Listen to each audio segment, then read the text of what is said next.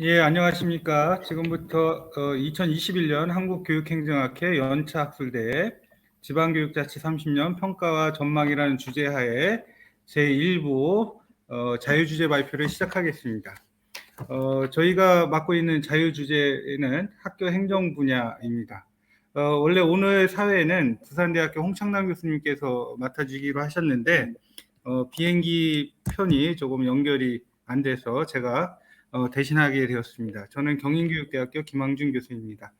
예, 오늘 그 발표와 토론 그리고 참관해 주신 여러분께 감사의 말씀을 드립니다. 그러면 저희가 발표가 3개가 있고 시간은 저희가 한 70분 정도 있는 것 같습니다. 그때 그 한 팀당 15분 정도로 배정을 하고 그다음에 그 이후에는 15분 정도 하면 45분, 50분 정도 될 것 같고요. 한 15분 정도는 자유 토론을 하는 형식으로 진행을 하도록 하겠습니다. 발표 준비하신 분들 괜찮으시겠어요? 예. 예. 그러면 저희가 그 3개의 주제가 있는데 먼저 그 발표해 주실 분과 연구자들은 각 발표 시작할 때 제가 소개를 각각 드리도록 하겠습니다. 먼저 첫 번째 발표로 교사 온라인 포트폴리오의 특성과 가치에 대한 질적 사례 연구, 블로그 운영 교사 사례를 중심으로는 한국교원대 석사과정으로 있는 김성은 선생님과 이재덕 교수님께서 맡아주시겠습니다. 그럼 첫 번째 발표 부탁드립니다. 네. 안녕하십니까. 저는 한국교원대학교에서 석사과정으로 지금 2학기째 공부를 하고 있는 김성은이라고 합니다. 반갑습니다. 제가 화면 공유하면서 그 PPT 화면을 보시면서 들으시면 될 것 같고요. 제가 공유 지금 해보겠습니다.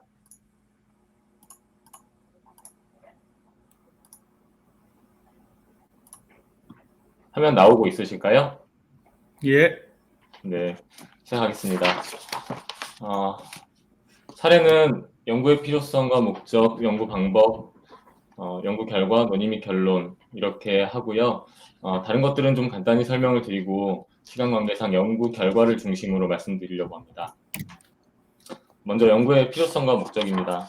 교사들은 해마다 교육활동을 실천하면서 교육활동의 내용이나 방법, 노하우들을 발전시켜 가고 학생들이 교육적인 방향으로 성장하기 위해서 최선을 다하고 있습니다.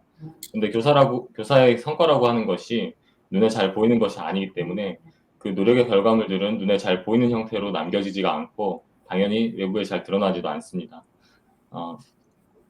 그래서 그동안 교육자로서 살아온 과거를 돌아보면 기억나는 일들이나 뭐 학생들을 떠올리면서 보람을 느끼기도 하지만 한편으로는 열심히 살아온 결과물이 뭐 고작 몇 줄의 그 나이스 정보로 쓰여 있다는 것이 좀 아쉬움이 들기도 하는데요.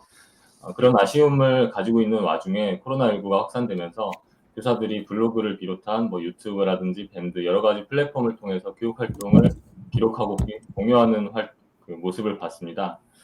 그래서 저분들은 어떤 동기를 갖고 저렇게 열심히 자료를 만들어서 공유하시는 걸까 하는 그런 궁금증과 이것이 교사 개인에게 포트폴리오와 비슷한 기능을 하면서 교사의 성과를 모아서 보여주는 중요한 자산이 되겠구나 하는 그런 생각이 들었습니다. 한편으로는 장학의 관점에서 생각해보면 교내 자율장학으로 수업장학, 동료장학, 자기장학, 자체연수 이런 방법들을 활용하고 있는데요. 요즘에 형식적인 수업 공개에만 치중해 있는 그런 장학 문화에 문제의식을 가지면서 블로그나 유튜브 같은 것들이 교사들에게 수업 자료로 많이 활용되고 이것을 제작하고 자료로 생성하는 과정에서 교사들의 전문적 성장을 이끌어낼 수 있다는 점에 주목하였습니다.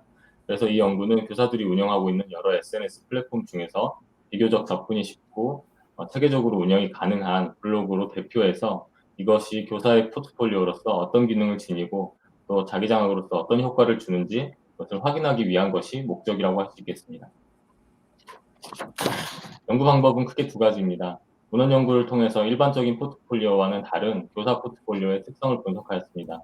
분석한 뒤에는 연구 대상들의 교사 블로그를 참고해서 교사 블로그가 갖는 포트폴리오의 기능을 크게 3가지로 구분하였습니다. 다음으로 신축 면담인데요. 블로그 응용교사 5명과 신축 면담을 실시했습니다. 그래서 자기장학으로서 교사 블로그가 갖는 효과를 6가지로 정리하였습니다. 세부적인 분석 절차나 방법은 원고를 참고해 주시면 감사하겠습니다. 연구 대상은 5명의 초등학교 교사입니다.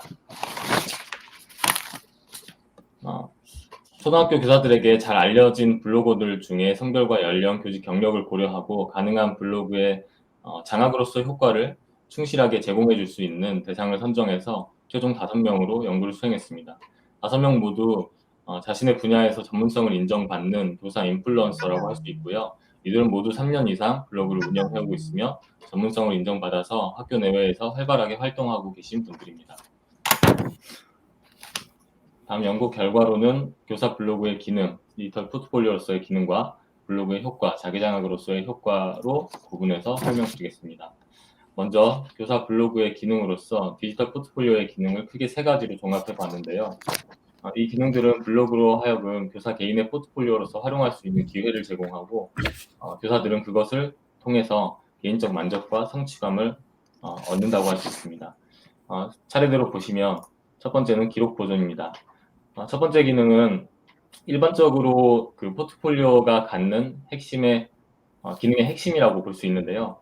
교사들은 학생들의 학습 활동과 또 자신이 갖고 있는 뭐 교육적인 생각, 뭐 기타 정보나 지식들을 기록합니다.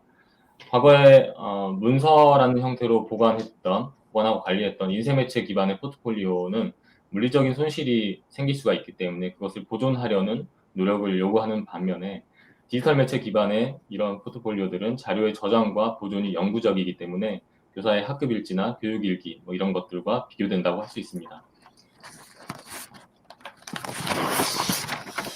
이 기록들은 그 자체만으로도 교사와 학생에게 보람과 만족을 제공하고요. 그것은 다시 교사에게 교육 활동에 정진하며 성장을 추구하는 강력한 동기 요인으로 작용합니다.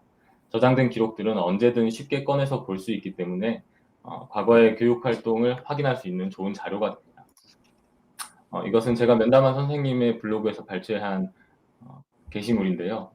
이런 식으로 선생님들께서는 수업한 내용과 그 수업하면서 들었던 생각들 그리고 학생들의 반응들 이런 것들을 기록하면서 계속 수업에 반영하려고 노력하고 계셨습니다. 두 번째 기능은 자기 성찰입니다. 이것은 일반적인 포트폴리오와는 구분되는 교사 포트폴리오에서만 드러나는 특징인데요. 연구 참여자들은 자신의 교육 활동이나 교육 철학을 반성적으로 성찰하면서 성장의 발판으로 삼는 기록들을 써가고 있었습니다. 교사 포트폴리오의 작성 및 관리는 반성적 사고를 촉진하며 전문적으로 성장하는 데 기여한다고 할 수 있습니다. 따라서 교사 포트폴리오는 단순한 자료 모음집이 아니라 제시된 자료들에 대한 분석과 자기 성찰의 기회를 제공한다는 점에서 일반적인 자료 모음집인 포트폴리오와는 구분됩니다. 이것 또한 작성된 예시입니다. 다음 세 번째는 자료 공유입니다. 디지털 매체 기반의 포트폴리오는 필요한 자료를 언제든지 어디서나 열람이 가능하여 자료의 재사용성이 높습니다. 또 사용 방법이 쉽고 접근성이 용이하다는 장점이 있습니다. 많은 기록물들은 독자로 하여금 새로운 정보를 얻거나 새로운 시각을 갖게 하는 그런 기능을 합니다. 교사들은 실천했던 교육 활동들을 독자들에게 공유하며 정보를 전달하는데요. 이러한 자료들은 다른 교사들에게 유용한 교수학습 자료로 활용되고 독자들에게 학습의 기회를 제공하고 있습니다. 이것은 면담했던 선생님께서 그 코로나 때문에 원격 수업을 이제 실시할 때 다른 선생님들이 교육 자료를 활용할 수 있도록 영상으로 만들어서 공유한 자료입니다. 다음 교사 블로그의 효과로서 자기장학의 효과를 6가지로 이렇게 제시했습니다. 첫 번째는 표현 능력 발달인데요. 하나씩 자세히 보겠습니다. 제가 이렇게 장황하게 설명을 드리는 것보다 면담하신 선생님들의 인용문들을 이렇게 보여드리는 것이 더 효과적일 것 같아서 이렇게 중요한 부분에 집중해서 보여드리려고 합니다. 첫 번째 표현 능력 발달은 교사들은 끊임없이 다른 사람과 대화로 소통하고 표현 능력을 길러가지만 교사의 교육 활동과 수업은 글 쓰기보다는 대화에 많이 의존하게 됩니다. 따라서 글로써 이 교육 활동이나 수업을 기록하는 경험은 교사들에게 또 다른 표현 능력 발달의 기회를 제공합니다. 이는 곧 수업으로 이어지며 교사가 더욱 효과적으로 표현하고 전달할 수 있는 능력을 갖게 합니다. 다음은 지식 정보 생성입니다.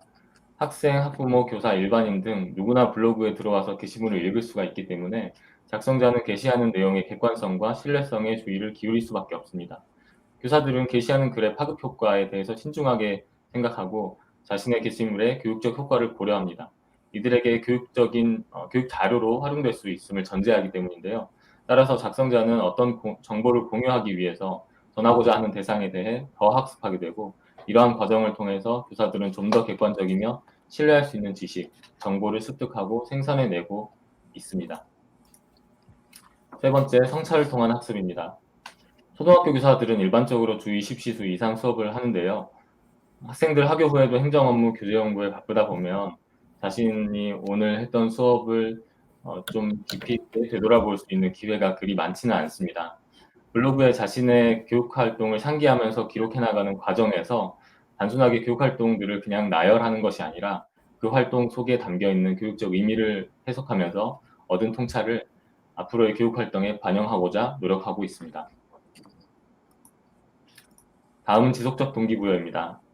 학교나 교육행정기관에서 교사의 전문성을 향상시키려고 많은 노력을 하고 애를 쓰지만 교사의 자발적 동기가 없으면 그런 것들이 성공하기 어렵기 때문에 교사를 어떻게 동기화시킬 것인가 하는 문제는 교육행정에서 아주 중요한 과제입니다.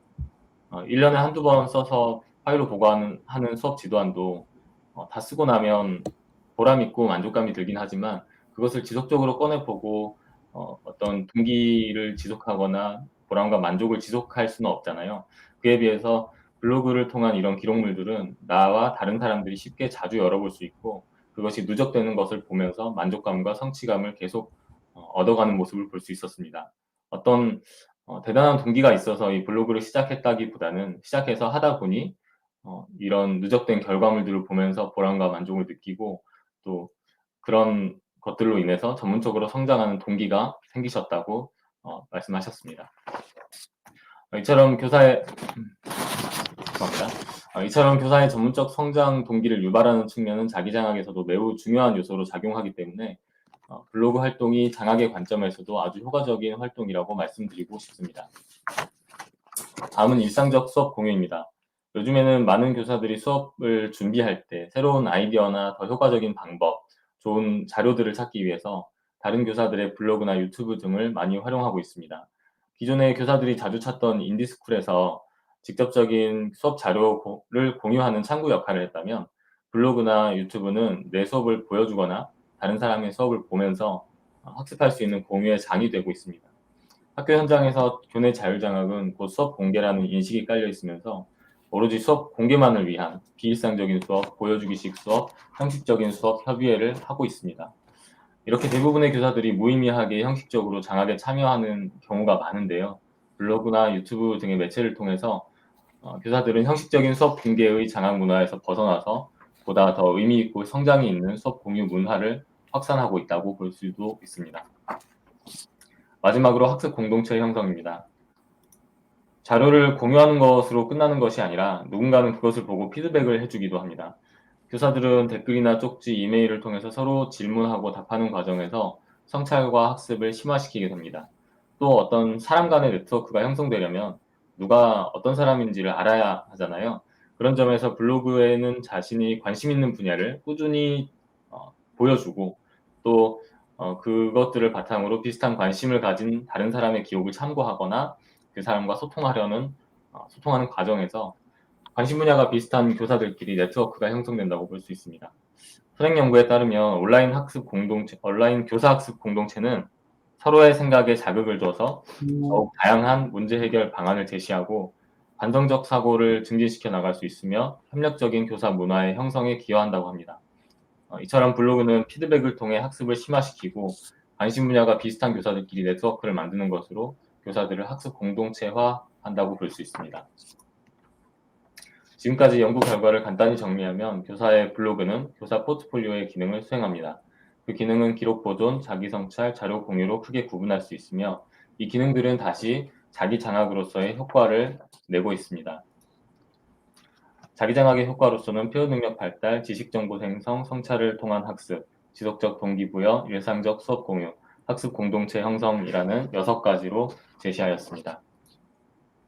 자기 장학은 교사의 전문성 발달을 목적으로 하며 그 영역은 수업뿐만 아니라 교육 철학, 교육 과정, 생활 지도 등을 포함한 교사로서의 성장을 위한 모든 영역을 포함합니다. 자기 장학의 방법 또한 이를 실시하고자 하는 교사가 계획한 방법으로 수행할 수 있으며 이러한 근거로 블로그를 운영하거나 방문하면서 전문성을 발달시키는 활동을 자기 장학으로 인식할 수 있습니다. 다음은 논의입니다. 논의에서는 교사들의 자발성을 위축시키는 요인 2가지를 말씀드리고 싶은데요. 첫 번째는 교원의 겸직, 수익 창출에 관한 문제입니다. 여기 뉴스 기사로 타이틀로 보시듯이 교원의 겸직이나 수익 창출에 대해서 부정적인 인식이 많이 있습니다. 하지만 이들이 거기에 쏟는 노력과 비용에 비해서 이들이 얻는 수익은 훨씬 미치지 못하고 오히려 이 전문적 성장에 대한 보상으로서 나라에서 주지 못하는 것을 민간에서 주는 것이라고 생각해 볼 수도 있습니다. 교사의 겸직을 통한 수익 창출이 모두가 다 바람직하냐라고 했을 때 모두가 다 바람직하다라고 단정 지을 수는 없겠으나 남들보다 더 노력하고 수고해서 얻는 이런 전문적 성장에 대한 보상으로서는 긍정적인 시각이 확대될 필요가 있습니다. 두 번째, 경직된 장학 문화에 대해서 말씀드리고 싶은데요. 이것은 그 시도교육청에서 한 시도교육청에서 학교로 배부하고 있는 이제 예시 아니 교내 자율장학의 예시 아닙니다. 여기 보시다시피 이 수업장학, 동료장학, 자기장학 모두 수업 공개 수업에 초점이 맞추어져 있고 대상자도 이것을 선택해서 운영하는 것이 아니라 일괄적으로 이렇게 일률적으로 장학을 운영하고 있는 모습을 볼 수가 있습니다. 따라서 지금의 이 수업 공개만을 위주로 하는 방식이 무조건 정답이라고 할 수 있는가는 고민해 봐야 할 문제라고 생각합니다. 결론입니다. 교원이 자발성을 갖고 참여하여 전문성을 발달시키는 블로그와 유튜브 등의 활동에 대한 인식을 개선하고 그들의 성장을 돕도록 지원하여야 합니다. 교사의 모든 경험은 교육 자료가 됩니다. 다시 말하면 교사의 개인적 성장은 곧 전문적 성장이라고 할 수 있으며 교사의 전문적 성장을 돕기 위해서 부정적인 인식을 해소하고 이를 지원할 수 있는 방안을 마련하는 것이 필요합니다. 두 번째로는 교원교육 측면에서 교원을 동기화하고 자발성을 확보할 수 있도록 장학의 범위와 방법을 폭넓게 인정하여야 한다는 점인데요. 기술이 빠르게 발전되면서 교사들은 다양한 방법으로 그들의 전문성을 키워가고 있습니다. 반면에 장학은 여전히 폐쇄적이며 경직되어 있기 때문에 이런 다양성을 수용하기 위한 노력이 필요합니다. 저는 이 연구를 수행하면서 이런 교사들의 자발성으로부터 출발된 활동들이 교사를 전문적으로 성장시킬 수 있겠다 하는 그런 하나의 가능성을 그냥 발견해서 이것에 대한 효과를 이렇게 말씀드리고 싶었고요. 앞으로 장학에 대한 인식이 좀 바뀌고 이런 다양성이 추구된다면 교사들의 자발성을 높이고 전문성 성장을 촉진하는 그런 장학 문화가 자리 잡을 수 있을 거라고 기대하면서 연구를 수행했습니다. 이상으로 발표를 마치겠습니다. 감사합니다. 예, 발표 감사합니다. 이 주제 발표에 대해서는 지금이 아니라 새 주제 발표가 끝난 다음에 함께 네네. 논의하는 시간을 갖도록 하겠습니다. 예, 그럼 바로 다음 주제 발표로 마을 교육 공동체 형성 과정에서 마을 교육 과정 경험에 대한 현상학적 연구라는 주제로 제주대학교 이인혜 교수님, 강은주 제주교육청 장학사님, 홍지환 제주대 석사과정으로 구성된 연구팀의 발표가 있겠습니다. 발표는 이인혜 교수님께서 해주시겠습니다. 자, 박수로 환영해 주세요. 예, 안녕하십니까. 화면이 공유되는지 모르겠습니다. 예, 잘 되고 있습니다. 예, 말씀해 주신 것처럼 세 사람이 공동 연구를 했고요. 오늘 제가 대표로 발표하게 되었습니다. 발표 내용은 다음과 같고요. 연구의 필요성은 아시는 것처럼 현재 마을교육 공동체가 전국적으로 확산이 되고 있습니다. 경기도의 혁신교육으로 시작해서 혁신교육지구, 마을교육공동체로 발전하고 특히 2018년에 교육부의 혁신교육지구 사업으로 되면서 전국적 확산의 일로에 있다 하는 것입니다. 마을교육과정에 대한 연구가 필요한 이유는요. 고교학점제나 자유학년제를 통해서 마을과 학교의 관계가 심화되고 있고, 그리고 혁신교육을 통해서 드러난 성과는 마을교육 과정이 학교 안으로 들어오지 않을 때 그야말로 수업혁신, 평가혁신이 학생들의 삶과 연결되면서 이루어질 수 없다고 보기 때문에 마을교육 과정에 대한 연구의 필요성들이 대단히 드러나고 있다고 할 수 있습니다. 단지 최근 들어서 이런 마을과 교육 과정에 대한 관심 고조에도 불구하고 아직은 개념이 불명확하고 현장에 여러 가지 혼란이 있기 때문에 저희들은 마을교육 공동체 성장 과정에서 학교와 마을을 잇는 마을교육 과정에 대한 경험을 현상학적으로 분석해내는데 본 연구의 목적이 있다고 할 수 있겠습니다. 따라서 제주도에 있는 마을교육 공동체 사례 하나를 저희들이 선정을 했고요. 거기서 마을교육 과정을 중심으로 고찰을 나가도록 하겠습니다. 이론적 배경은 시간 관계상 생략하도록 하겠습니다. 연구 방법은 말씀드렸던 것처럼 선을 마을교육공동체, 선을 마을교육구장을 중심으로 했고요. 현상학적 방법으로 접근한 이유는 교사들의 경험을 실질적으로 분석해내는 이런 분합적이고 기술적인 연구 방법이기 때문에 그렇습니다. 여러 가지 현상학적 방법이 있는데 그 중에서도 저희들이 꼴라지 방법을 선택한 이유는요. 어떤 개인의 속성보다는 연구 참여자 전체의 어떤 공동적인 속성을 도출해내는데 초점이 있으면서 마을 교육 과정의 의미를 찾아낼 수 있기 때문에 저희들이 꼴라지 방법을 선정을 했고요. 연구 참여자는 총 6명인데 3사람의 현직 교사 그리고 3사람의 마을 교사가 참여를 했습니다. 이들은 3년에서 7년 동안 선을 마을 교육 과정을 운영한 경험을 가지고 있습니다. 자료 수집에 대해서는 생략하도록 하겠고요. 예.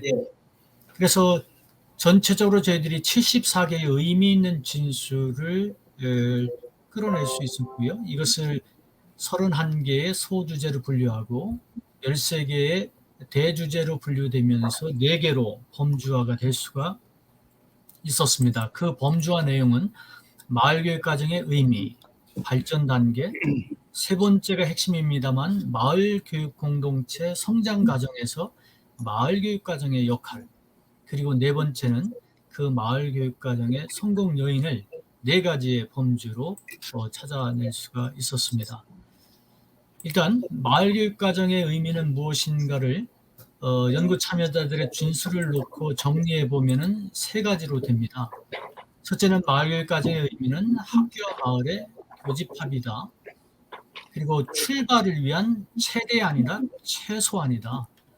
마지막으로는 삶을 엮어내는 크로스로서 그들은 마을 교육 과정을 경험하고 있었습니다.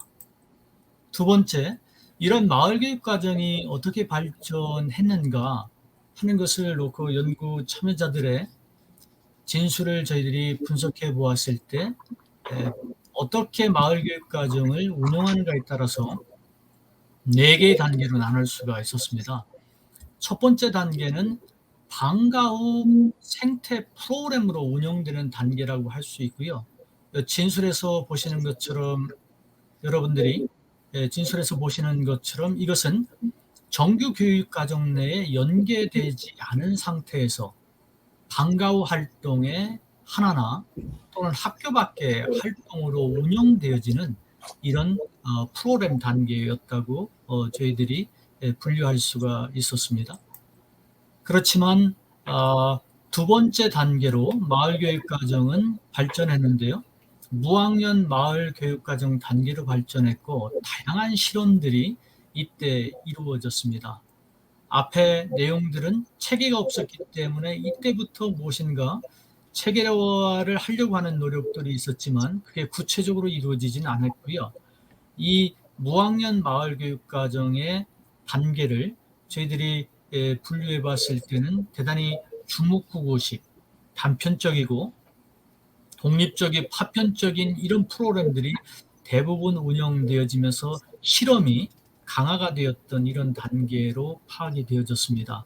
따라서 무학년 마을교육과정은 전교생이 한꺼번에 수업을 하고 함께 그야말로 활동하는 이런 프로그램으로 분석되었고요.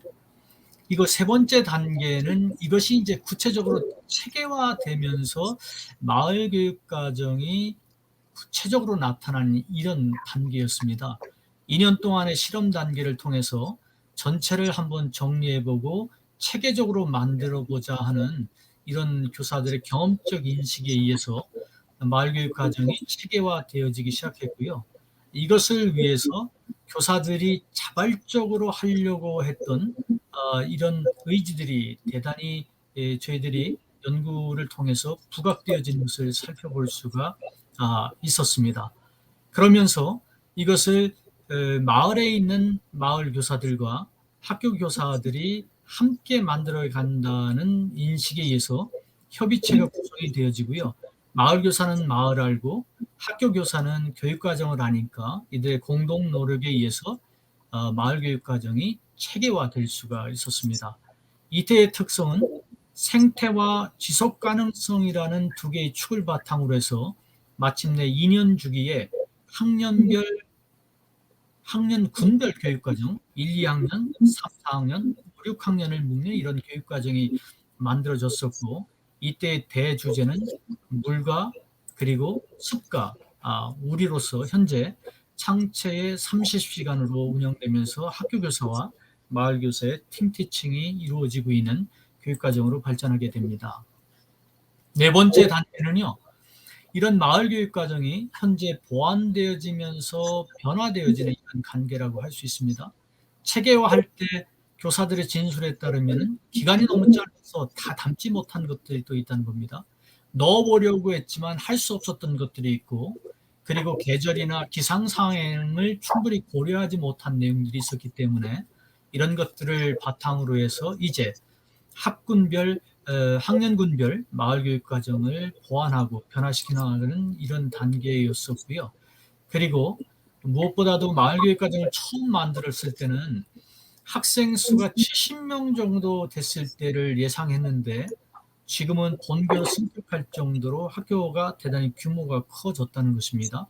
이런 상태에서 학년 분별이 아니라 이제 학년별로 발전시켜야 되는 이런 계기도 맞이하게 된 것입니다. 뿐 아니라 이전의 교육과정 속에 이제 철학을 보다 담아놓고 전문가들이 참여하기를 바라는 교사들의 진술 내용을 놓고 볼 때 4단계는 보완과 변화의 단계라고 얘기할 수가 있겠습니다.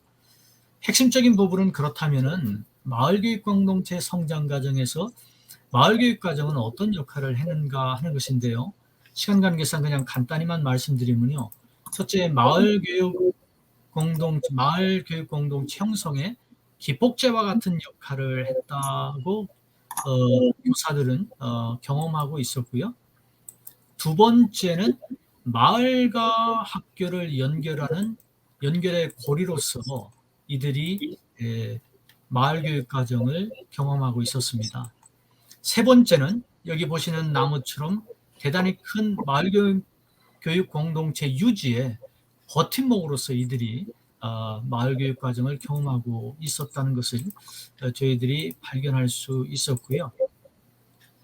네 번째, 그렇다면 이런 마을교육 과정의 성공 요인이 무엇인가 하는 것들을 저희들이 면담을 통해서 찾아낼 수 있었던 것은 첫째, 합의된 가치가 있었다는 것입니다. 마을과 학교에. 이것이 선을과 같은 경우는 생태였고요. 그 다음에 구성원들이 있었는데 이들이 모두 한꺼번에 연결되어졌던 대단히 우연처럼 좋았던 구성원들이 있었다는 것이 중요한 성공 요인으로 진술되어졌고요. 마지막에는 거점센터라는 공간이 있었기 때문에 마을과 학교의 만남이 이루어지고 이것을 바탕으로 마을과 학교를 잇는 중간 지점의 역할을 할 수가 있었다 하는 것입니다. 자, 이제 논의 및 결론으로 들어가도록 하겠습니다.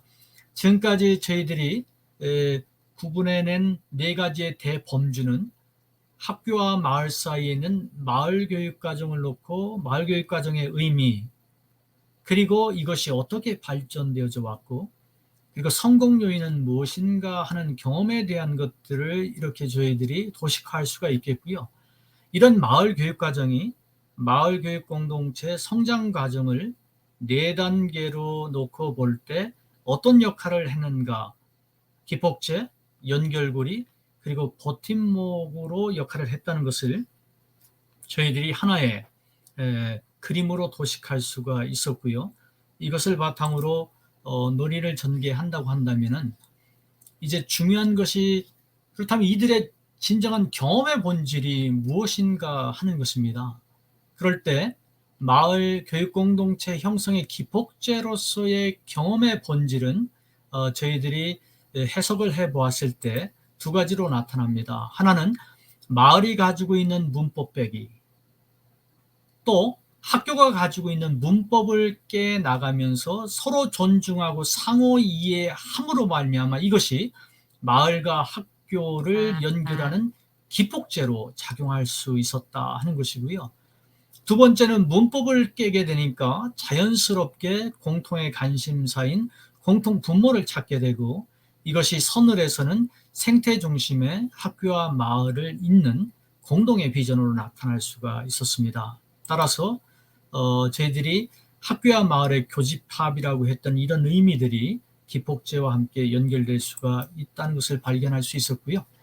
2번째는 학교와 마을을 연결고리라고 했을 때 그 의미가 무엇인가를 3가지로 해석할 수가 있었습니다.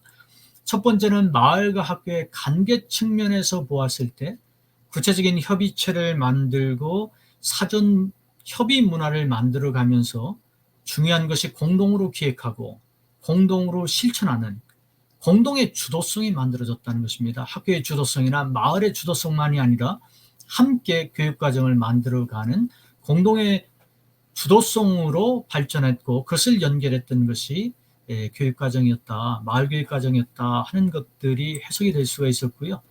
2번째, 학생 차원에서 봤을 때는 삶과 삶을 연결해주고 지식과 실천을 연결해주는 이런 연결고리의 역할을 했던 것이 마을교육과정이었다 하는 것을 저희들이 해석해낼 수가 있었습니다. 따라서 학생들은 마을과 학교를 넘나들면서 배우고, 출발을 위한 최소한으로서의 이 같은 마을 교육 과정은 학생들의 넘나들기를 통해서 역량 극대화로 발전할 수가 있었다 하는 것을 저희들이 확인할 수가 있었고요.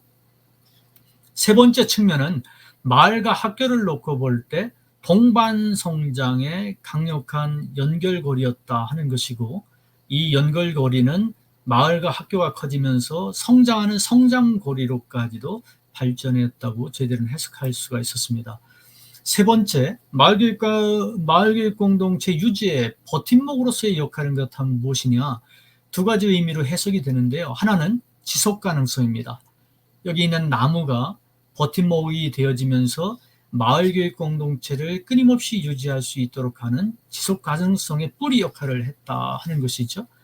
2번째는 시간의 흐름과 상황의 변화에 따라서 끊임없이 대응하는 어떤 변화, 대응력을 키워왔던 것이 또한 마을교육 공동체의 대단히 버팀목으로서의 역할이었다 하고 저희들이 해석할 수가 있었습니다. 따라서 버팀목의 2가지 의미는 지속 가능성과 변화 대응력이라는 이런 2 뿌리를 가지고 있다. 이것은 동전의 양면으로 표시할 수도 있습니다만은 교육과정은 마을교육 공동체를 유지하는 데 대단히 중요한 버팀목으로서 이런 2가지로 저희들이 해석해낼 수가 있었습니다. 논의의 모든 내용들을 마지막 하나의 표로 정리해 본 것이 이겁니다. 기간에 따라서 마을교육 공동체가 4단계로 성장해 나가고, 거기에 맞춰서 마을교육 과정이 발전해 왔는데, 마을교육 과정의 역할은 무엇이냐? 태동기에서 형성기로 가는 동안에 기폭제 역할을 했고, 형성기에서 발전기로 가는데 연결고리의 역할을 한 걸로 분석되어졌고요. 그리고 발전기에서 성숙기로 가는 동안에는 버팀목의 역할을 했다 하는 것이 저희들의 해석의 결과이고요. 그것을 다시 한번 경험의 본질로 놓고 봤을 때 기폭제는 문법 깨기와 공통 분모 찾기의 역할, 연결고리는 공동의 주도성, 넘나들며 배우고 공동 성장하는 이런 의미, 마지막 버팀목은 지속 가능성과 변화 대응력을 가져오는 이런 것들로 경험의 본질을 저희들이 분석할 수가 있었습니다. 이를 바탕으로 마지막 결론을 내리면요. 첫째는 마을교육과정이 일회성 프로그램이 아니라 학교의 교육과정으로 지속 가능하기 위해서는 학교와 마을이 교육에 대한 비전, 철학, 방향, 성취 기준을 공유하고 교육의 내용과 방법, 평가에 대해 공동으로 기획하고 공동으로 실천할 필요가 있다 하는 것입니다. 두 번째는요. 마을교육과정이 학교와 마을에서 지역의 고유성을 반영한 지역 교육과정이 되기 위해서는 방과 활동과 창의적 체험 활동, 교과를 포함한 학교 교육과정으로 운영될 필요가 있는데 이것이 운영될 때 학교와 마을의 부담을 최소화하면서 운영해 나가는 게 중요하다 하는 것입니다. 세 번째는 마을교육과정의 성공에 미치는 영향들이 많이 있으나 학교의 규모와 학생 수가 교육과정에 미치는 영향을 면밀히 고려할 필요가 있다 하는 것이고요. 네 번째는 마을교육과정이 학교와 마을을 제대로 담아내고 사회 변화에 효과적으로 대응하기 위해서는 마을의 관한 교육, 마을을 통한 교육을 넘어 마을을 위한 교육으로 기본 방향을 설정해야지만 점차는 마을에 의한 교육으로 추진될 필요가 있다 하는 것입니다. 참고 문헌은 다음과 같고 이상으로 발표를 마치겠습니다. 감사합니다.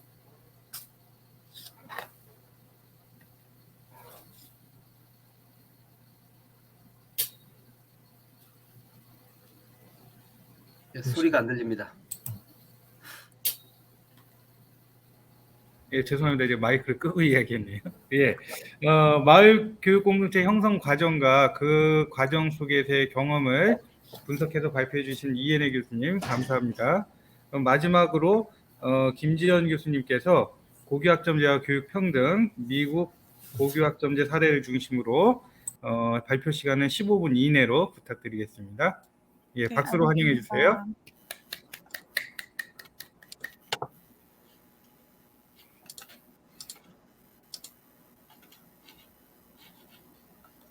잘 보이시나요?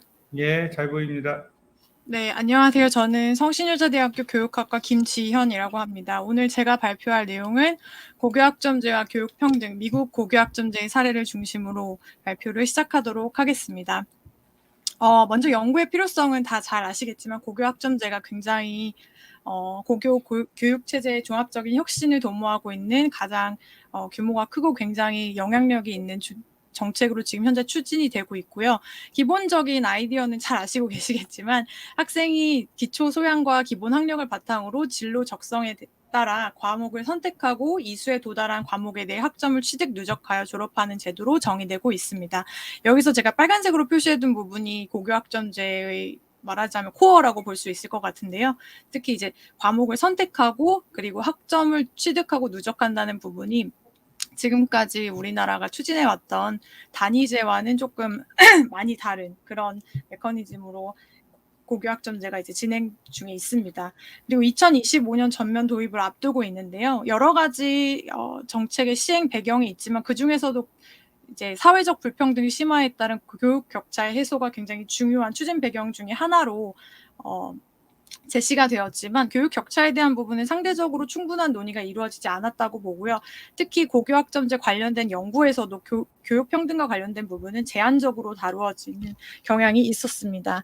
그리고 고교학점제가 현재 우리나라에서 지금 진행되고 있지 않기 때문에 다양한 연구들이 이제 연구학교 중심이나 아니면 이론적인 연구 혹은 이제 외국의 고교학점 사례를 소개하는 연구들이 많이 있었는데요.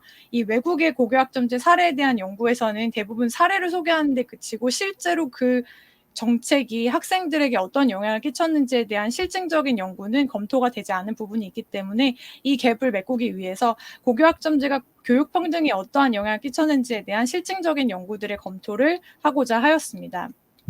연구 목적은 앞으로 이루어질 고교학점제의 정책 실행과 정책 평가 연구를 위해서 시사점을 얻고자 한 세기 넘게 고교학점제가 시행되고 있는 미국의 사례를 중심으로 고교학점제가 교육 평등에 어떠한 영향을 끼쳤는지, 또 두 번째로는 정책의 평가가 어떤 방식으로 이루어져 있는지 실증적인 연구를 중심으로 분석하고자 하였는데요.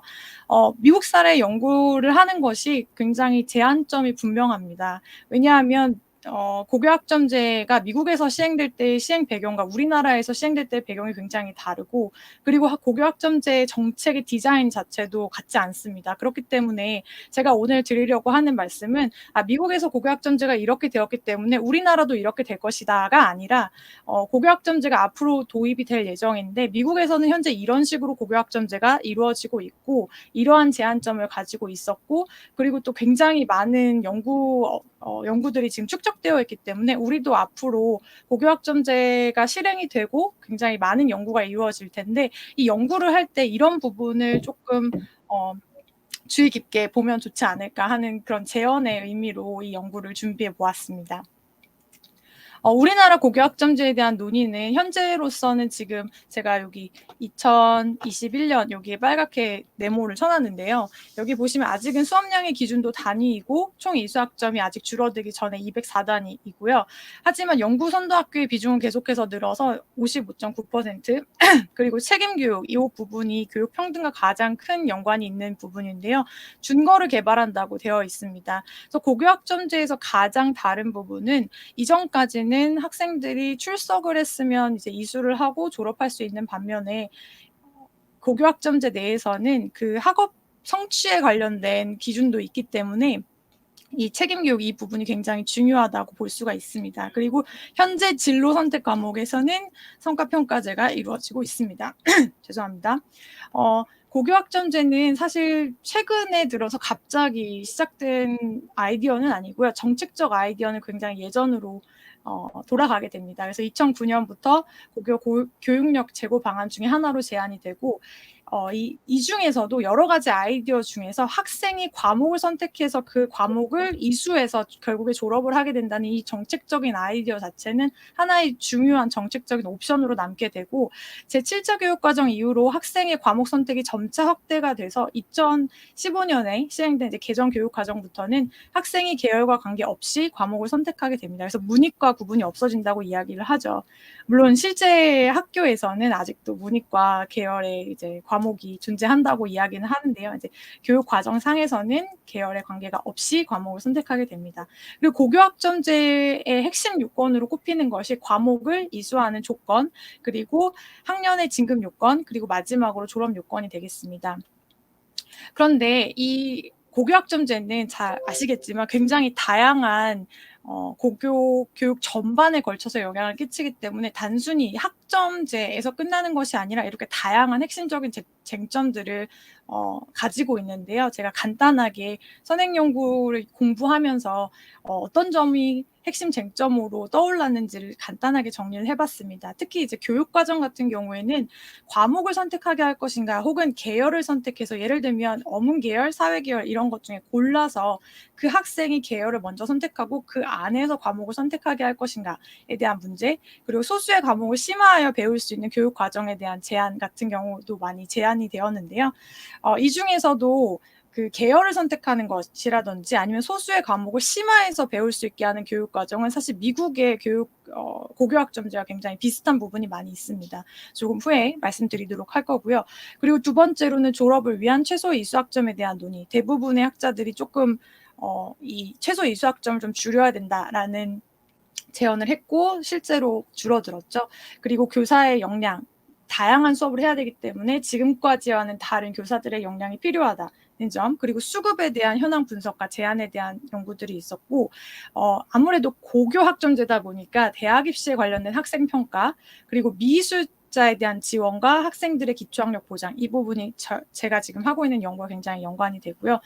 그렇지만 이전 연구를 보아도 그렇고 지금 정책 디자인을 보아도 그렇고 이 부분에 대한 정책적인 논의가 조금 더 필요한 것으로 보입니다.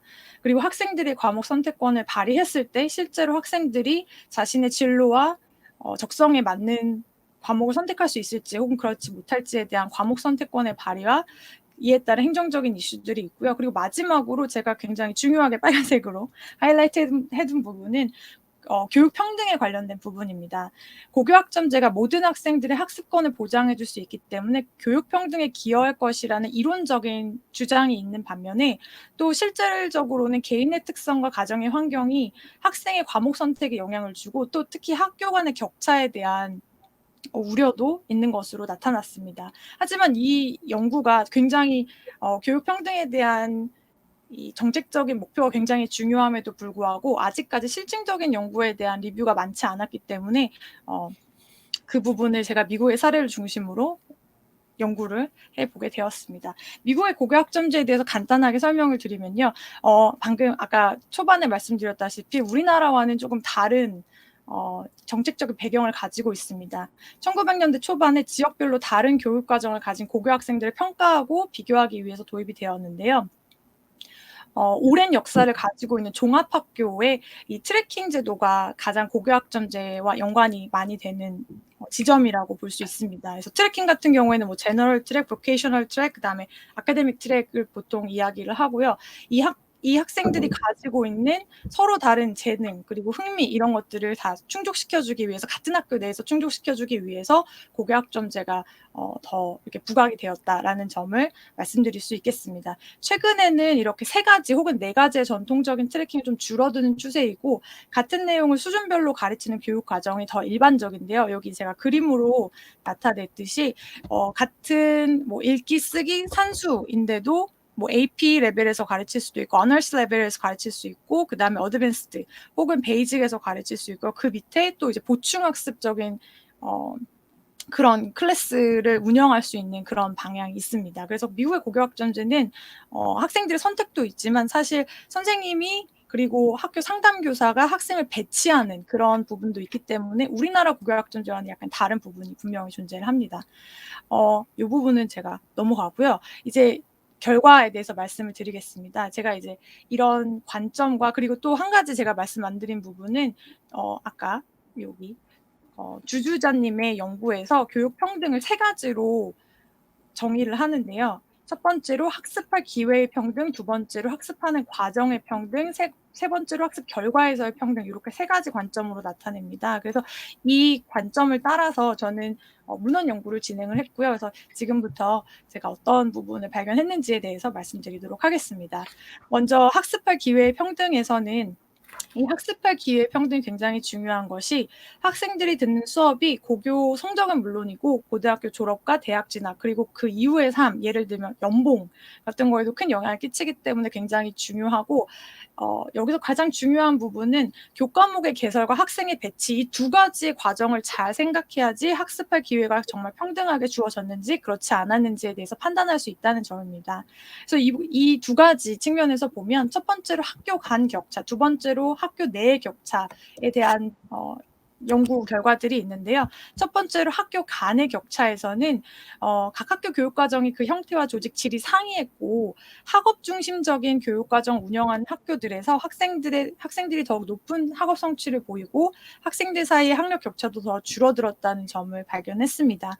그래서 학업 중심적인 교육과정 운영하기 위해서는 학생들을 더 도전적인 수업을 더 열심히 잘 듣게 하고 서포트해 줄 수 있는 자원이 많은 소위 좋은 학군에 있는 학교들이 많이 이런 학업 중심적인 교육과정 운영을 하고 그렇지 못한 학교들에서는 조금 도전감이 없는 그렇게 어렵지 않은 과목들로 교육과정 운영하게 되었기 때문에 학교 간의 격차가 굉장히 많이 벌어진다는 것을 알 수 있었고요. 두 번째로 학교 내에서 이렇게 학교에서 한 가지의 교육과정을 제공을 하더라도 모든 학생들이 같은 수업을 선택하는 것이 아니라 가정 환경이 어려운 학생일수록 학문적으로 도전적이지 않은 수업을 택하는 그런 경향이 있었다는 연구도 있었고요. 또 반면에 수업의 선택은 단순히 이전 학년의 학업 성취의 영향이고 실제로 가정 환경은 상관이 없었다라는 주장을 하고 있는 연구 결과도 있습니다.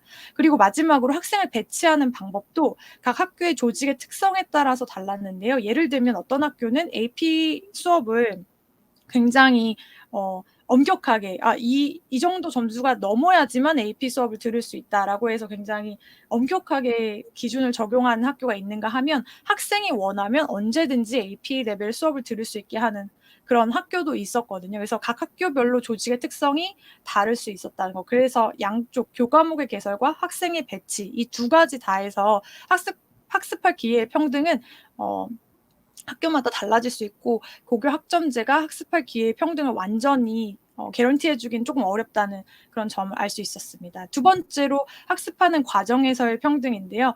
이 학습하는 과정에서의 평등에서 가장 중요한 점은 수업의 질적인 측면입니다. 다른 내용의 수업을 하되 똑같이 깊이 있는 수업을 할 수 있을까? 이게 가장 중요한 질문이라고 볼 수가 있겠는데요. 실질적인 연구를 보면 대부분 일반적으로 비학문적이고 수직적인 교육 과정에서는 낮은 단계에 있는 수업들에서 학생들에게 그렇게 도움이 되지 않는, 그리고 굉장히 파편화돼서 전달되고 사실을 지시적으로 전달하게 되는 그런 경우들이 굉장히 많았던 것을 많은 연구들에서 리포트하고 있고요. 그리고 교사들도 학생들에게 낮은 수준의 기대를 가지고 있는 경우가 많았습니다. 그리고 수업을 맡는 교사의 질에도 차이가 있었는데 보통 좋은 평판을 가지고 있는 교사들이 가장 높은 수준의 수업을 맡는 경향이 있었고 그렇지 않은 수업들은 보통 저경력 교사라든지 아니면 그렇게 좋은 평판을 가지고 있지 않은 교사들이 맡는 경향이 있었고요. 특히 미국 같은 경우에는 그 교사 평가가 굉장히 수치화돼서 정확히 나오기 때문에 그 정보와 그리고 수업을 맡는 교사들의 이제 교사와 수업의 매칭 상황에서 교사 평가 정책도 하나의 요소가 될 수 있었습니다. 그리고 마지막으로 학습 결과에 있어서의 평등인데요. 학습 결과에서의 평등은 모든 학생이 똑같은 수업 결과, 똑같은 성적을 받아야 된다는 뜻은 아니고요. 학습 결과에 있어서 모든 학생이 최소한의 학습 결과를 가지고 이제 학교를 졸업할 수 있는 아까 말씀드렸듯이 최소 학력 기준과 관련된 평등입니다. 여기서 보면 수직적인 교육 과정이나 트래킹 등으로 나타난 교육 학점제가 학생들의 학업 격차를 더 악화시켜서 실제로는 모든 학생들이 최소 학력 기준을 맞추는데 더 어려움을 겪는 것으로 나타났고요. 그리고 많이 아실 수도 있는데 해티의 Visual Learning이라는 책을 보면 굉장히 많은 그러니까 학생의 성적에 관련된 연구를 메타 분석한 결과에 따르면 특히 트래킹은 학생들의 학습과 학습에 대한 태도에 미치는 긍정적인 영향은 매우 제한적이지만 교육 평등에 미치는 영향이 매우 부정적인 것으로 나타났습니다. 그리고 전통적인 트래킹 이외에도 학생들이 이전 성적에 따라서 다른 수준의 수업을 듣게 하는 수준별 교육과정, 어빌리티 그룹핑 같은 경우에도 그 효과는 거의 없는 것으로 나타났다고 볼 수 있습니다. 저 두 번째 연구 목적이 바로 연구 방법론에 관련된 것들이었습니다. 그래서 제가 문헌 연구를 하면서 지금까지 있어 왔던 고교 학점제와 교육 평등에 관련된 연구들이 어떤 방식으로 이루어져 있는지를 제가 보면서 이제 느꼈던 것들을 제가 정리를 해보았습니다. 첫 번째와 두 번째 카테고리로 나눌 수 있을 것 같은데요. 첫 번째 카테고리는 전국 규모의 종단 연구를 기반으로 한 양적 연구가 굉장히 많았습니다. 그런데 이런 연구들에서 가장 좀 제한적인 부분은 수업 선택의 기록에 대한 점이 제한적이기 때문에 보통 학생들을 3가지 트랙으로 나눈다든지 좀 단순화하는 경향이 있습니다. 하지만 학생들이 특히 이제 2000년대 이후로 넘어오면 이렇게 단순히 3가지 트랙으로 보통 가지 않고 되게 다양한 경험을 하게 되는데 이 경험을 자세하게 측정하기가 힘들다는 부분이 있었고 지역적 학교별 특수성을 무시할 수 있다는 점과 마지막으로 연구 결과의 메커니즘 설명이 부족하다는 점이 한계점으로 뽑혔습니다. 반면에 지역 학교 개인의 학생의 초점을 맞춘 질적인 연구도 많았는데요. 이 경우에는 아까 연구 결과의 메커니즘을 설명할 수 있는 점은 좋지만 반면에 고교 학점제와 교육적 결과의 관련성에 대한 판단을 내리기는 조금 어려운 부분이 있습니다. 그래서 제가 이제 시사점으로 제시한 부분은 학생들의 실제 경험을 충실하게 반영한 대규모 양적인 종단 연구가 반드시 필요하고요. 특히 이제 최근 들어서는 이 미국의 고교 학점제 연구에서 많이 쓰고 있는 데이터가 학생들의 성적표입니다. 실제로 3년 동안 어떤 수업을 어떤 순서로 들었는지에 대해서 굉장히 자세한 데이터를 가지고 이렇게 학생들이 들었던 수업이 어떻게 학생들의 교육 평등이나 교육 격차나 아니면 학생들의 성적이나 아니면 다른 부분에 어떻게 영향을 끼쳤는지에 대한 연구가 많이 진행이 되었고요. 그리고 두 번째로 이것을 보완하기 위해서 다양한 배경을 가진 학생들이 고교학점제 관련해서 어떤 경험을 하게 되었는지에 대한 연구가 많이 필요하다는 생각이 들었습니다. 예를 들면 미이수 학생이나 진로를 도중에 바꾸는 학생, 그리고 다문화 배경을 갖고 있는 학생, 그리고 특수교육이 필요한 학생 등 굉장히 다양한 배경을 가지고 있는 학생들이 있는데요. 이 학생들이 어떻게 고교학점제를 경험하게 되고 어떻게 그 경험이 학생들의 인생에 어떤 영향을 끼치게 되는지에 대한 질적 연구도 반드시 필요하리라고 봅니다. 그리고 제가 마지막으로 이제 조금 정리를 하면서 미국 고교학점제가 교육 평등에 미친 영향이 부정적인 영향이 많았다는 연구가 많았다고 말씀을 드렸습니다. 그래서 정책적으로 이러한 문제를 해결하기 위해서 어떤 노력들이 많이 이루어졌었는데요. 그래서 첫 번째로는 제가 3가지 말씀을 드리도록 하겠습니다.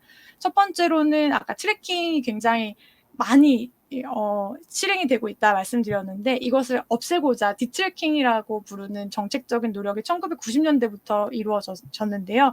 디트래킹은 말 그대로 트랙을 없애는 것입니다. 학생의 능력이나 배정된 트랙에 관계없이 원하는 수업을 듣도록 하는 방식이고, 수업마다 균일하지 않은 학생을 조직하는 것을 목표로 하는데요.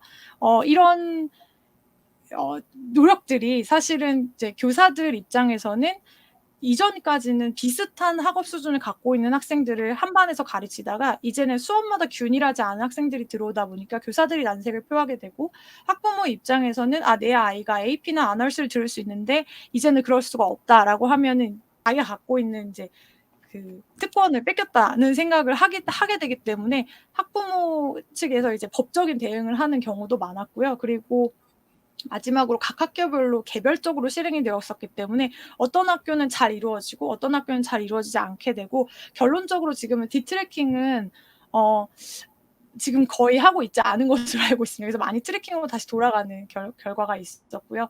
그리고 두 번째로는 모든 학생이 심화 수준의 과목을 듣도록 하는 방안이 있었는데, 이것도 사실 교사들이 특히 이제 학업 성취가 낮은 학생들에 대해서는 낮은 기대를 계속해서 갖게 되고, 그리고 학교 문화나 학생들의 자신의 정체성에 대한 인식 등으로 인해서 실패로 돌아간 경우가 많았고요. 그리고 마지막으로 이제 주 레벨에서 좀 시스테믹한 레벨에서는 모두를 위한 진학과정이라고 해서 굉장히 다양한 주에서 다양한 방식으로 모든 학생이 진학과정, 그 아카데믹 트랙에 관련된 수업을 어느 정도 듣고 졸업할 수 있도록, 졸업을 반드시 들어야 졸업이 가능하도록 하는 그런 정책들을 많이 폈습니다. 그래서 미시간 같은 경우에는 미시간 메리트 커리큘럼이라고 해서 모든 학생들이 들어야 되는 수업을 거의 굉장히 많이 이렇게 엄격하게 정해주는, 어떻게 보면 사실 고교학점제의 정책적인 의도와는 조금 반대가 되는, 공통교육과정을 많이 늘리고 이 사실 사이사이에 선택 과목을 할 수 있게 만드는 그런 정책을 피게 되었는데요. 사실 정책적인 결과는 불분명하다는 것이 많은 연구자들의 결론입니다. 마지막으로 짧게 논의를 정리하고 마치도록 하겠습니다. 먼저 학생에게 선택권을 주고 그에 따라 수업을 이수하게 해서 졸업 요건을 채우도록 한다는 이 고교학점제 기본적인 정책적인 방향은 자연스럽게 학생들이 경험하는 교육과정의 차이를 불러오기 때문에 이러한 차이가 차별이 되지 않도록 세심한 정책이 필요합니다. 그래서 제가 아까 말씀드린 다양한 배경을 가지고 있는 학생, 다양한 상황에 있는 학생들에 대한 정책적인 배려가 반드시 필요하고요. 그리고 최소 학력 수준을 정하고 이를 통과해야만 과목을 이수할 수 있다고 해서 고교학점제가 자동적으로 교육 격차를 줄일 수 있다는 주장의 설득력이 부족하기 때문에 이제 미국의 사례에서 보셨다시피 비슷한 정책적인 디자인을 가지고 있지만 이 교육 격차를 줄이는 데는 그렇게까지 성공적이지 못했기 때문에 이 부분에 대한 정책적인 노력이 더 많이 필요하다고 봅니다. 그리고 마지막으로 고교학점제 정책의 성공적인 안착을 위해서 우리나라의 고교학점제와 교육평등에 대한 과학적이고 실증적인 연구가 다양한 관점에서 이루어져야 한다고 봅니다. 감사합니다. 예, 고교학점제와 관련해서 교육평등의 관점에서 잘 미국의 선행연구, 경험 실증 연구를 분석해 주신 김지현 교수님 감사합니다. 예, 이제 그 주제 발표는 마치고요. 전체적인 종합 토론을 하려고 합니다. 그런데 지금 질문이 현재 7개가 올라와 있고요. 제가 볼 때 질문해 주신 분들이 직접 이렇게 그 말씀을 하시면 시간이 굉장히 딜레이 될 수가 있을 것 같아가지고 질문은 지금 그 첫 번째 발표하고 두 번째 발표에 대한 질문이 올라와 있는데 그 연구팀에서는 질문 다 확인하신 거죠? 네. 그러면 질문은 화면으로 띄워드리고 바로 그 연구팀의 그에 대한 그 질문에 대한 답을 해주시는 걸로 이렇게 하고 그 과정에서 추가적인 질문이 있는 분들은 참여하고 계신 분 중에서 또 보완 질의나 또는 의견 이렇게 제시할 수 있도록 이렇게 하겠습니다. 김지원 교수님 거는 이제 발표가 마지막 발표이기 때문에 아직 질문이 안 올라왔는데 올라오는 대로 또 이렇게 공유하도록 공유하겠습니다. 예, 그러면 진행 도와주시는 분께서는 첫 번째 발표에 대한 질문을 먼저 보여주시고 김성근 선생님께서 네. 보여주시나요? 예, 네네. 예. 그러면 답변 부탁드립니다. 그거를 녹음을 합쳐서 우리 거 드리는 겁니까? 질문이 지금 뭐 전체 화면으로는 안 보여지고 있네요. 예, 일단 여기 옆에 질문창에서 모두 볼 수 있으니까요. 예. 화면에 올려주실 거라고 생각하고 답변을 먼저 드리겠습니다. 시간이 많지 않으니까요. 먼저 유승현 선생님께서 질문해 주셨는데요. 교육청 차원에서 온라인 플랫폼을 구성하면 어떤가? 이제 이런 질문이신 것 같아요.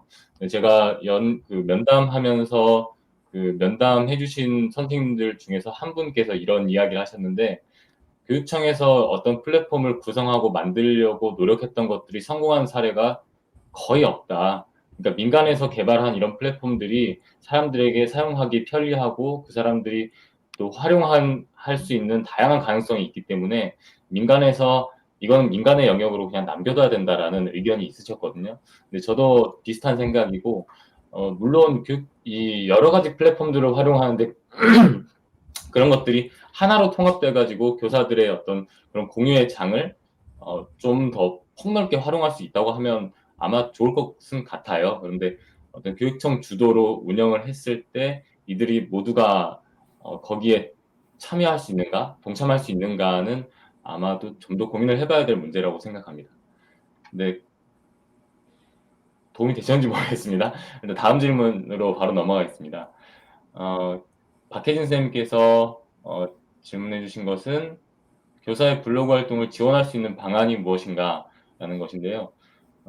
지원할 수 있는 방안은 이제 일단 저는 이 교사 블로그의 자기장으로서 효과를 탐색하는데 초점을 두었기 때문에 구체적인 방안을 마련했다고 말씀은 드릴 수 없어서 일단 죄송한데, 그래도 이제 제가 글을 쓰면서 생각했던 하나의 아이디어라면, 예를 들어 블로그 활동을 해서 작성하고 콘텐츠를 만들어내고 기록물들을 공유하는데 들인 시간과 비용에 대한 어떤 그런 것들을 연수 시간으로 인정을 해준다든지 그런 것을 연수로 활용할 수 있게끔 하는 그런 연결고리가 있지는 않을까?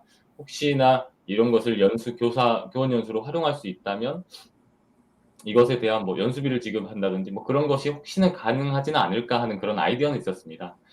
그래서 아마도 이런 것들을 좀 더 구체적으로 활성화를 시키고 지원을 한다고 하면 장학의 관점에서 좀 더 다양한 방법들을 포괄할 수 있는 그런 형태로 발전시켜 나가야 할 것 같다고 생각해서 이제 마지막 결론에서 그렇게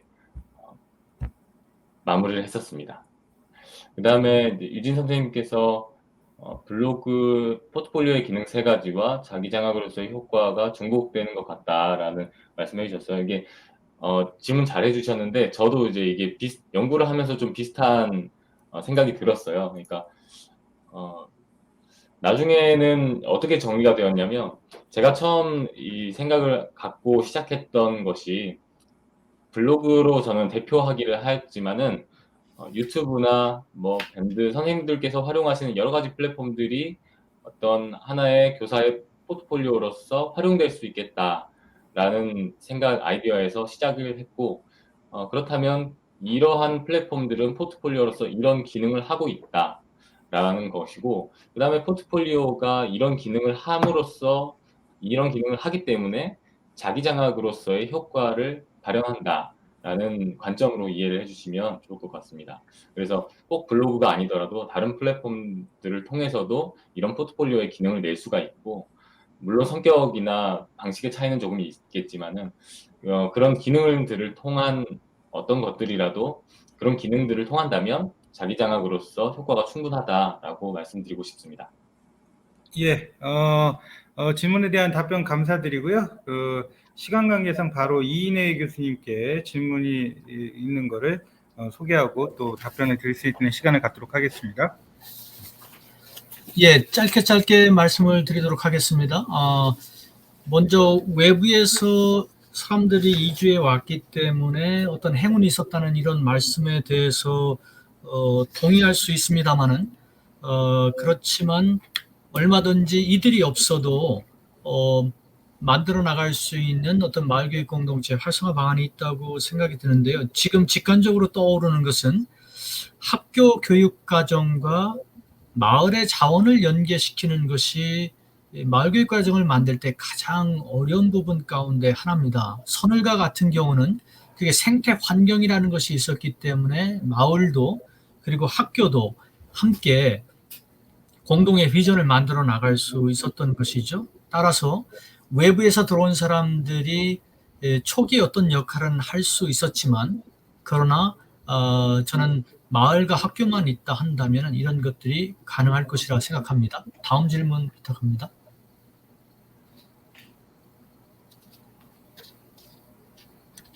예, 소규모 학교의 대규모 학교에서 그렇다면 어떻게 마을교육과정을 발전시켜 나갈 것인가? 일단 저는 학년별로 하는 게 좋겠다 하는 것이고요.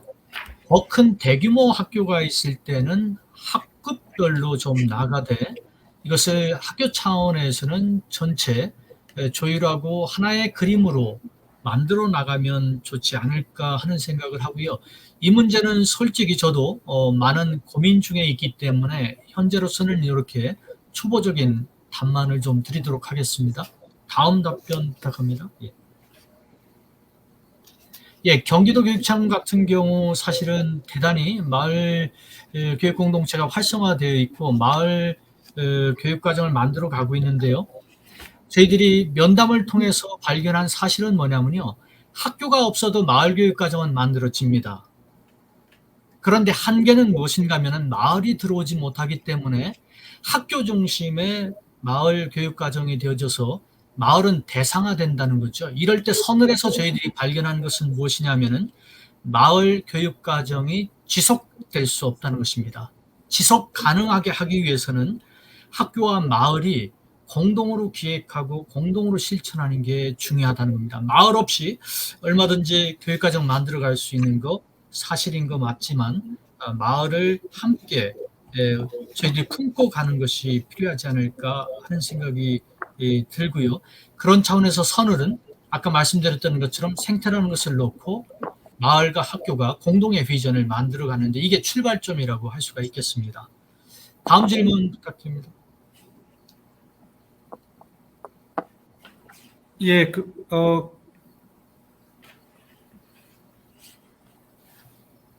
예, 이인혜 교수님 부탁드립니다. 예. 마을교육과정을 공동으로 기획하고 실천할 때 가장 중요한 것으로 저희들이 발견했던 건 뭐냐면요. 초기 단계 협의체를 구성하는 것이었습니다. 그 협의체가 한 달에 한 번이라도 정기적으로 모임으로 말미암아 교사와 그리고 마을 강사가 가지고 있는 모든 아이디어들이 나올 수가 있었고 거기서 의견 충돌도 의견 조절도 되어지기 때문에 저는 협의체를 통한 협의 문화 형성이 핵심이었다고 보고요. 이게 요즘 말로 한다면은 학습 공동체 또는 학교의 전학공하고도 같기 때문에 이것을 마을과 만들어가는 이런 문화가 핵심이라고 생각하고 구체적인 방안이지 않을까 생각해 봅니다. 예, 감사합니다. 예, 답변 감사합니다. 이인혜 교수님. 예, 마지막으로 발표해 주신 김지원 교수님께서 질문에 답변 부탁드립니다. 네, 이 질문하고 그 다음 질문을 같이 답을 드리고 싶은데요. 이제 담임 선생님의 역할 그리고 자율성과